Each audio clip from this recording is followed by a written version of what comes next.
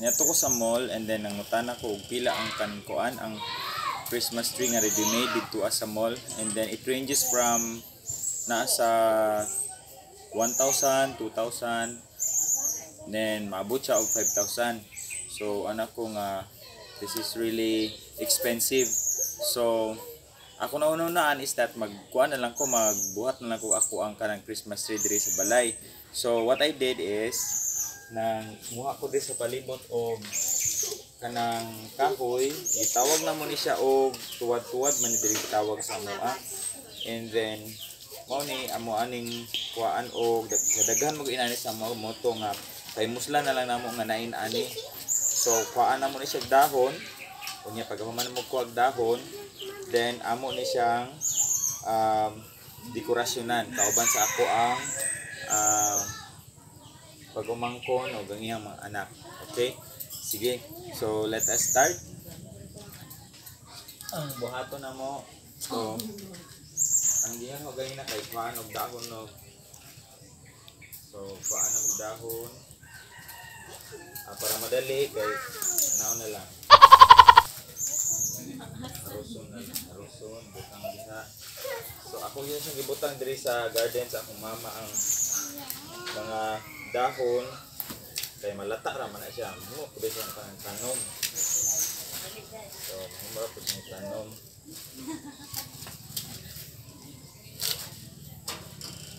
Allah!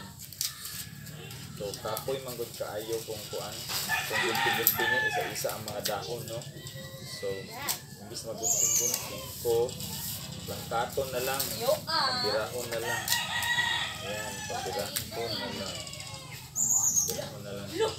So, ambot na lang siya tawag, anong gitawag ko niya sa mo, diri og tuwad-tuwad, o mata siya magtuwad unta, pagtanong, pagtubo niya, wapod siya nagkuan at nagtuwad. And actually, ang kuan ani niya is, pag imo siyang masamaran, o imo siyang maputol, no, kay magduga siya. So, dapat duga-duga ang tawag, no? Kaya dili na siya nagtuwad pagtubo. Anyways, hapit na ko mahuman sa isa ka kahoy. And then moving on sa ikaduhang kahoy. Ayan, inakal lang na siya. So, ana. So, murag daghan-daghan din yung isa. So, walang gihapon the same process gihapon. Tanggalon na gihapon ni ana. O, bidulaan na ni Mela. Mela, ayaw nagkuhan na, ayaw nagdulain ng kuan. Pinobre na mong Christmas tree. Nagidala-dala sa ito eh. So, ako. Diandam na sa akong isa ka kuan o anak sa akong pagumangkon ang mga ibitay na mo. So, you show it on the camera. Panidagan man, wala siguro ito kasabot. Pag nga mag-show it. Ipakita sa kamera. Di ba ka malain akong mama ani no? Ibutangan akong mga dahon. Pero sige lang, ako lang explain unya kung anong na yung mga dahon-dahon dere. Kay para ra na sa kinaiyahan or sa atong Mother Earth. So ibalik ra pud nako ang ako ang putol. Anyways, dagan man kay sa amo agod. Yan kaayog tuwad-tuwad nga wala man unta gatuwad. So, mas dali niya inanion lang, katon lang. So, na siya bunga, o ingon ani yung bunga, green. Unay man, pag makuan na po siya, mahinog na siya, pula or orange, iyahang color. Niya, kalingawan o dula-dula sa mga bata. Tungod sa nindot niya nga color po. Okay.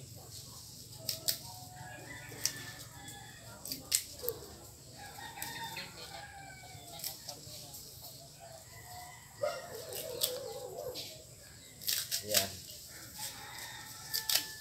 Basta explain ko lang na siya unya nganong naaidag ng dahon diha para na nga fertilizer.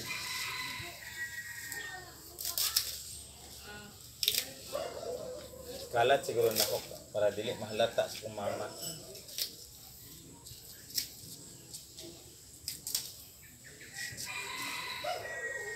Kay mahal gud kaayo ang magpalit og kanang kuan, palit og Christmas tree nya. Naman ta sa pandemic nga panahon karon, so minito si magtipid ta. Kay wa pud ta nakakuan. Wa man ta kabunal og Macau. Aw sa I love Macawen. Okay, so ana lang. Hapit. So hapit na jud, hapit na jud.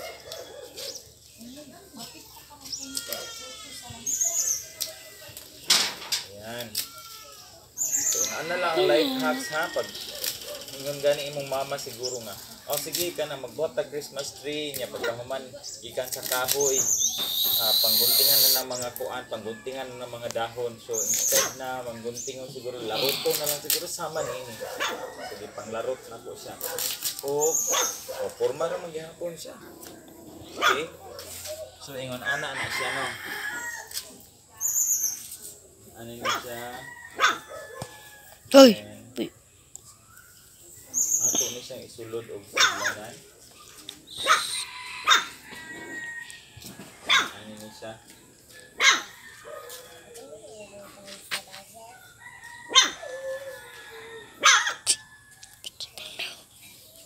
Kapoy man pud no, kapoy mang larot. So, kaliyot sa ha.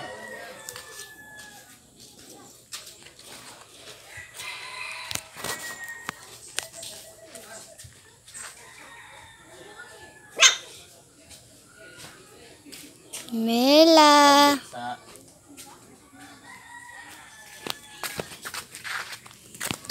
Ano siya ang among iro dog namin. Cute siya, no? Cute.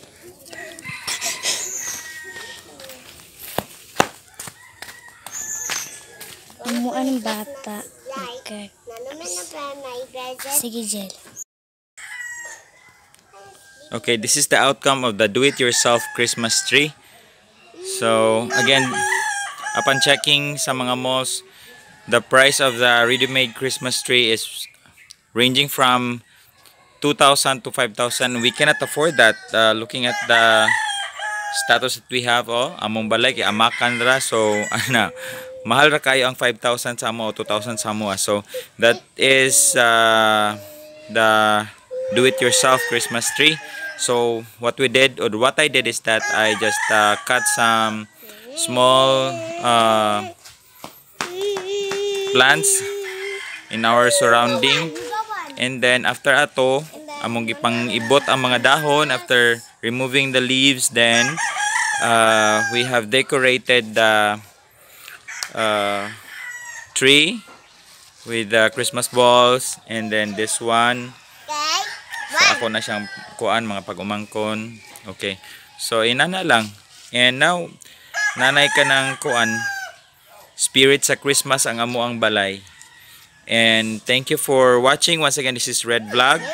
So please support my YouTube channel by liking, watching, and most especially subscribing to my YouTube channel, and then click all the notification bell so you'll be updated with more videos or new videos coming from my YouTube channel. Once again, this is Red Vlog, your realtor and educator in YouTube.